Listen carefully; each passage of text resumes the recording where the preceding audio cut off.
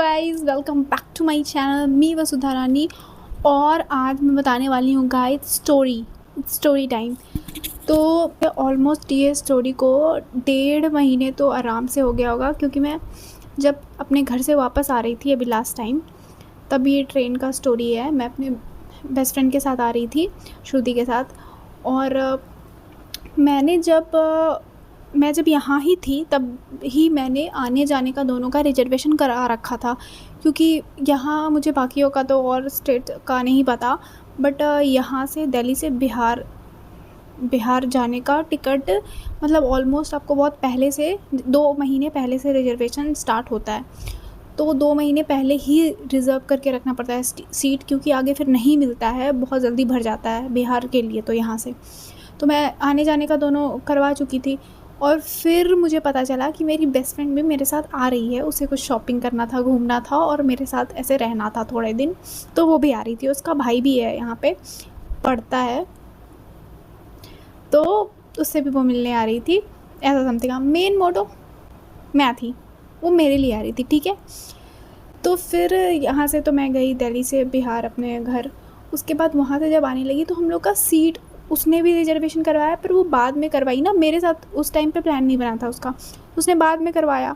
तो हम लोग का सीट उसने जिस ट्रेन में मैं करवा रही थी उसमें तो उसने करवा लिया, बट सीट तो मैच होगा नहीं, एक साथ तो मिलेगा नहीं।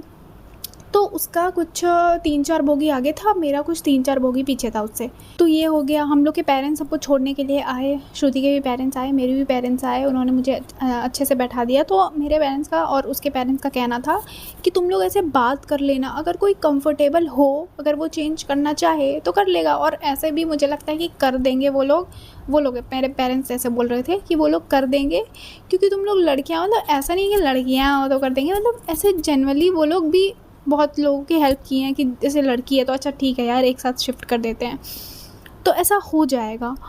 और लकीली ना मेरे भैया मेरा ऐसे सामान लेके ऐसे खड़े थे, तो श्रुति की मम्मी मेरे भैया को समझ लेती है कि ये कोई और लड़का है, और तो उन्होंने बोला श्रुति को कि अरे इनसे चेंज कर लेना बट उनको पता नहीं था कि वो मेरे भैया ही हैं, फिर बाद में पता चलता है। तो ये तो फ़नी पार्ट हो गया।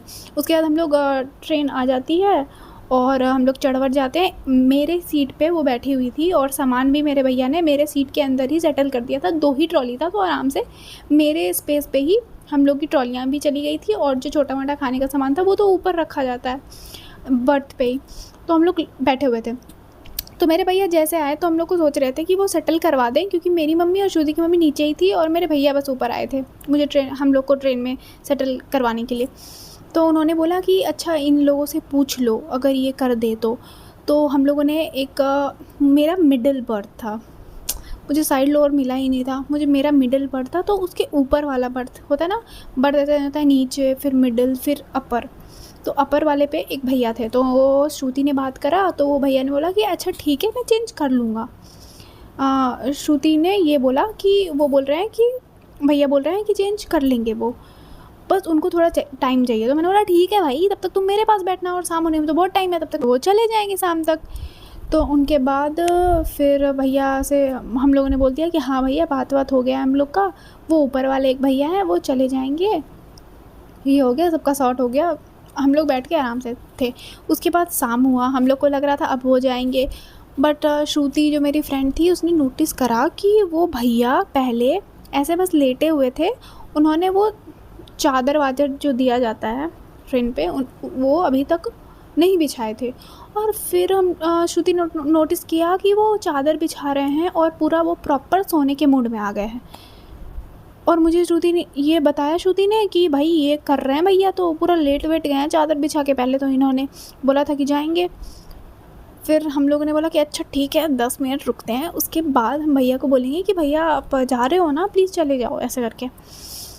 तो फिर हम लोगों ने 10 मिनट वेट किया। उसके भाई हम लोगों ने उस टाइम से कुछ खाया नहीं था, और ऐसे शाम तक थे कि अच्छा आप खाएंगे, और खाने का टाइम आया तो ये ड्रामाबाजी करने लगे भैया। उसके बाद हम लोगों ने पूछा भैया से कि भैया, श्रुति ने पूछा पहले कि भैया आप चले जाओ, और वो डायरेक्ट बोलते हैं कि नहीं मैं अब नहीं जा पाऊँगा, मेरा सामान शिफ्ट हो गया है। पहले भी तो आपका सामान शिफ्ट था ना, तो तब तो आपने बोला था कि मैं चेंज कर लूँगा।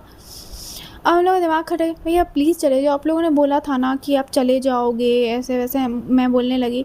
तो बोलते हैं नहीं नहीं हो पाएगा, सामान सेटल हो गया है। तो मैंने बोला कि अच्छा ठीक है, तो मैं सामान आपका पहुंचा दूंगी, ये 3 ही बोगी आ गया है, मैं आपका सामान पहुंचा दूंगी। तो बोलते हैं नहीं नहीं हो पाएगा अब। तो मैंने बोला पहले तो आप बोले थे ना जब हम लोग के पेरेंट्स थे यहाँ पे, बोलते नहीं, तब मैंने बोला था कि मैं देखूँगा।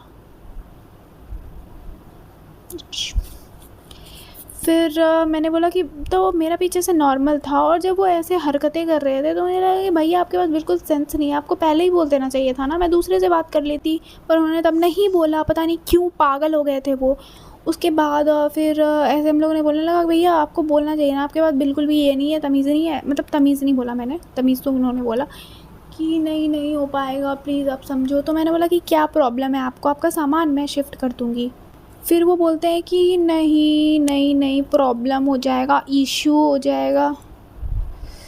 उसके बाद हम लोग बोले, ऐसे ही बोले, और बहुत मतलब पहले तो नॉर्मल बात कर रहे थे, फिर हम लोगों ने भैया भैया आपको ऐसे कैसे आप कर सकते हो, ऐसा टोन पे आ गए थे हम लोग। तो सामने जिसके नीचे मेरा मिडिल था ना, जिसके नीचे लोअर बर्थ पे जिसका था, और एक उसका दोस्त था, जिसका मैं बोलूँगी जिनका नहीं, क्योंकि बहुत गंद है वो। और एक जो उसके दोस्त थे उसका तो था ही, उसके साथ 2 बच्चा था, एक लड़का एक लड़की।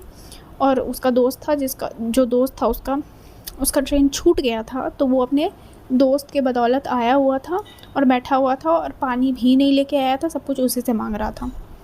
बट चलो, अब मुझे गुस्सा है तो मुझे ये सब भी याद आएंगी कि वो हरकतें कैसे कैसे कर रहा था। उसके बाद वो बोलता है कि एक्सक्यूज़ मी, आप ये कर लो वो कर लो, बट आपकी टोन बहुत गंदी है। दांत था नहीं एक भी। तो हम बोले अंकल आपको पहले पूरा बात पता नहीं है। मैं ये सब बोलने लगा। बोलते हैं कि हाँ जो भी हो, बट आपकी टोन अच्छी नहीं है। जो जिसका ट्रेन छूटा था वो ये सब बातें बोल रहा है, और वो जो दोस्त था जिसका सीट था उसने भी बोला। बट मैंने जैसे बोला कि अंकल आपको पहली बात तो पूरी बातें पता नहीं है, तो आप बीच में मत बोलो। तो फिर वो चुप हो गया था जिसका 2 बच्चा था। बट वो जिसका दांत नहीं था और जिसका ट्रेन छूटा था, अपने दोस्त के बदौलत बैठा हुआ था, वो मुझे बोल रहा है कि हाँ भाई तब बोल दिया होगा उसने, तब फ़ोन पे बात कर रहा होगा, क्या पता। तो मुझे आपको कैसे पता?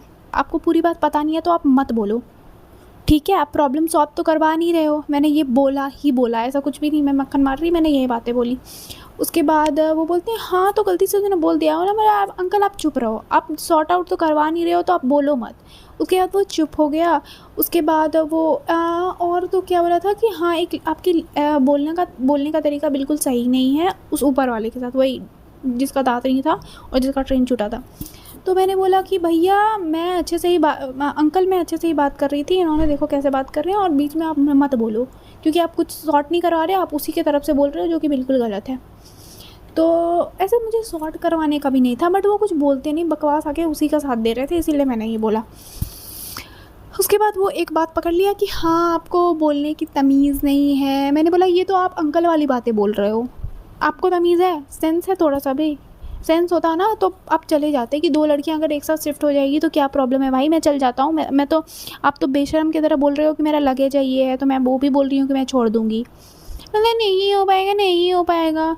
फिर वो बोलता है हाँ ये अंकल की बातें वो पकड़ लेते कि आपके बोलने का तरीका अच्छा नहीं है। बट मैं तो ऐसे ही बोलूँगी ना, मैं ऐसे भी नहीं तो पूरी झगड़ रही थी, बस मैं लाउड थोड़ा हो गई थी कि आपने तो किया है, डैश डैश डैश गिरी।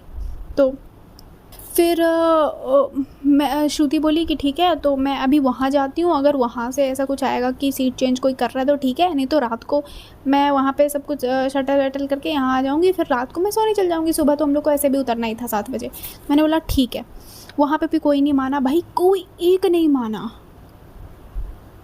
उसके बाद वो आ गई थी पूछ के यहाँ पे, तो तब भी वो जैसे श्रुति गई ना, वो सब बातचीत होने के बाद जो भी हाँ होने के बाद जैसे श्रुति गई ना कि मैं देख के आती हूँ मेरे बर्थ पे अगर कोई सेटल कर रहा हो यहाँ से वहाँ, तो वहाँ पे भी वो गई। और तब तक मैं बोलता है तब भी आपका लैंग्वेज, मतलब भैया आप क्यों बात एक बार बोल रहे हो, आपको अपना हरकतें नहीं दिख रहा, क्या कर रहे हो आप, फ़ोन चला रहे हो ना, चलाओ चुपचाप।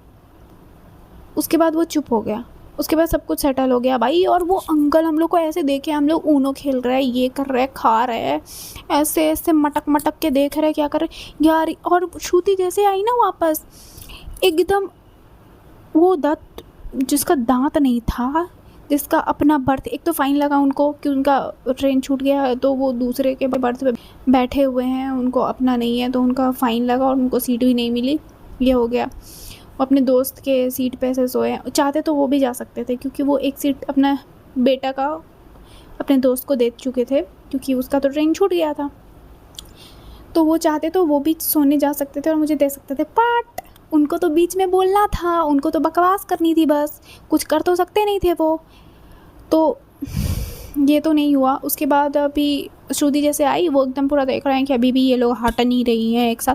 भाई वो मेरे बर्थ पे बैठी हुई है, तुमको क्या प्रॉब्लम है? रात को भी हम लोग साथ में ही मिडिल बर्थ खाना वाना खा के जब हम लोग चढ़े गए तो हम लोग साथ हैं, तो उसको तब भी बुरा लग रहा है कि भाई ये अभी जाए। और जैसे ही 9 साढ़े 9 तक हुआ और श्रुति भी अपने बर्थ पे वापस चली गई थी और फिर मैं भी सो गई थी और फिर नॉर्मल हो गया। सुबह हुई, श्रुति सोए रह गई थी, वो आता लग गया, थोड़ा बहुत इंटरटेनिंग हो गया था, फिर मैं जाके उसको उठाई ये सब, तो चलो। बट यही स्टोरी था गाइस। कितना भद्दे लोग हैं, जब तुमको नहीं सेटल होना है, जब तुमको नहीं जाना था तो तुम पहले बोल देते। और फिर वो अंकल, उनको कुछ नहीं पता उनके बारे में कि वो क्या कहा गलती से। भाई मुझे सबसे इलॉजिकल लगा कि तुम बीच में क्यों बोल रहे हो जब तुमको कुछ पता नहीं है, तुमको कुछ भी नहीं पता। और मैं कुछ भी गंदे से बात नहीं कर रही हूँ, बस मैं बोल रही हूँ कि भैया आपको पहले बोलना चाहिए था ये वो। और उसमें उसकी साइड लेके बोल रहे हैं क्या पता वो फ़ोन पे बात कर रहा हो इसीलिए। तेरा चाचा है वो ऊपर, क्यों बोल रहा तू? फिर दांत है नहीं, सीट है नहीं तेरी, तू दूसरे पे बैठ के बकवास करे जा रहा है। वो पानी तक नहीं लाया था और पानी खरीद भी नहीं सक रहा, अपने दोस्त को बोल रहा कि पानी दे दो, ये दे दो, वो दे दो।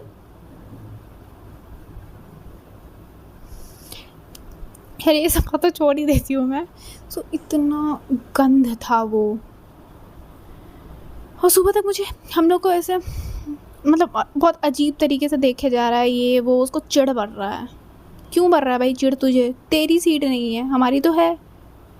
तो यही था गाइस स्टोरी। और मैं इसको बहुत पहले ही सुनाती बट मैं, और हाँ मैं यही कुर्ती पहन के ट्रैवल कर रही थी, तो मैं यही पहनती हूँ, मेरे पे फिर से भूत आ जाए वो वाला तो मैं अच्छे से बता सकूँ आप लोग को। तो यही थी स्टोरी और मैं बहुत पहले ही आप लोग को बता देती ये स्टोरी, बट नहीं बता पाई। मैं थोड़ा सोच रही थी कि थोड़ा टाइम हो जाए तो मैं बताऊं, ताकि मुझे फिर से बकवास चीज़ें याद करने का मन नहीं था, तो इसीलिए। ऐसे ज़्यादा कुछ हुआ नहीं था बड़ा, बट तब भी हुआ था ये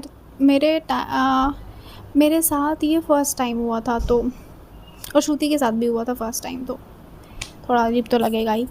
सो उसके बाद हम लोग आ गए थे और हम लोग ने दिल्ली में तो बहुत मस्ती की ही। सो ब्लॉग्स में तो है ही।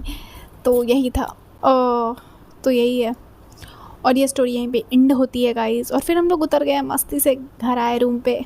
उसके बाद हम लोग बिल्कुल भूल गए थे। उसके बाद जो भी हुआ घर पे हम लोगों ने। और हाँ मैंने आपको एक बात नहीं बताई, वो अंकल को मैंने ऐसे चुप कराया, सब हम लोग ऐसे बात कर रहे हैं और फिर मेरी मम्मी का कॉल आया, मेरे भैया का, और सबके सामने बोल रहे हैं वो अंकल थे, एक के दांत नहीं था और सीट भी नहीं था उनका, और एक दूसरे वाले अंकल थे, वो ज़्यादा नहीं बोले, पर दूसरे वाले अंकल जिसका सीट नहीं था सुन रहे हैं वो, और उनको झूठ मूठ का बीच में आदत है बोलने का, वो बोल रहे थे ये। फिर मैंने बोला अंकल आप चुप हो जाओ, आप कुछ नहीं, और वो सुन रहे हैं और वो ऐसे कर रहे हैं उसको। तो इसीलिए मुझे खून चढ़ा हुआ था कि भाई ये मेरे सामने क्यों बोल रही है और ये मेरे को ऐसे क्यों बोल दी कि अंकल आप चुप हो जाओ, क्योंकि अंकल आपको कुछ नहीं पता ये वो।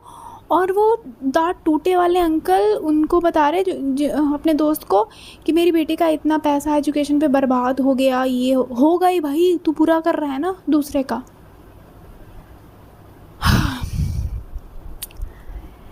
एकदम बेवकूफ़ और एकदम नालायक अंकल थे वो मेरे हिसाब से और मेरे दोस्त के हिसाब से। और फिर मैंने ये सब अपने पेरेंट्स को बताया और मुझे बहुत ठंडक मिली कि वो इतना खून चढ़ गया था उनको, ऐसे मुंह देखने लायक था। बट मैं अकेली रहती ना तो ये सब काम नहीं करती, बट मेरे साथ श्रुति थी और भी बहुत सारी लेडीज़ थी, तो मैंने ये किया। क्या पता खुन्नस में आके वो मुझे कुछ कर देते, तो मैं सेफ्टी देख के कर रही थी ये सब। ठीक है, तो सेफ्टी देख के ही करना चाहिए। सो आज की स्टोरी यहीं पे ख़त्म होती है गाइस, यही था। और मैं आपसे मिलती हूँ अगले ब्लॉग में, तब तक के लिए बाय बाय। या चैलेंज में भी मिल सकती हूँ या स्टोरी टाइम भी हो सकता है, कुछ भी। तो अभी के लिए बाय बाय।